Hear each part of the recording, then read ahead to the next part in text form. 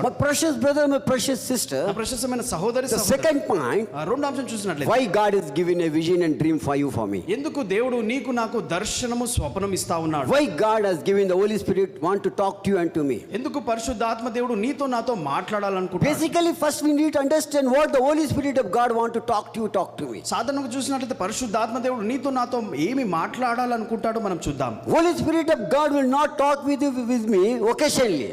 పరిశుద్ధాత్మ దేవుడు నీతో నాతో ఎప్పుడో ఒక్కసారి అని అట్లా మాట్లాడాడు. Holy Spirit of God will not see you and me how beautiful, how handsome, how prayerful, how holy, then you are going to talk.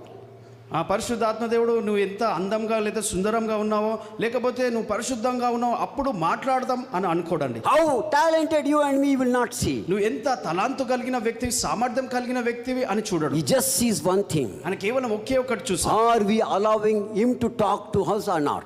ఆయనని మనము మనతో మాట్లాడడానికి అనుమతిస్తున్నామా లేదా అది ఒక్క మాత్రమే చూస్తాం. Second, are we listening to him or not? రెండోదిగా మనం ఆయనని వింటున్నామా లేదా అది చూస్తాడు. Third, మూడోదిగా are we accepting him or not? ఆయనని అంగీకరిస్తున్నామా లేదా అది చూస్తాడు. Fourth, నాలుగోదిగా after listening, are we doing or not is more important. అది విన్న తర్వాత దాని అనుగుణంగా మనం చేస్తున్నామా లేదో అది చాలా ప్రాముఖ్యమైనది. When we listen, ఎప్పుడైతే మనం వింటామో, what you are listening now? మనం ఇప్పుడు ఏం వింటా You ఉన్నాము? are listening the word. మనము వాక్యము The వింటాము. word which brings the healing to you and to me.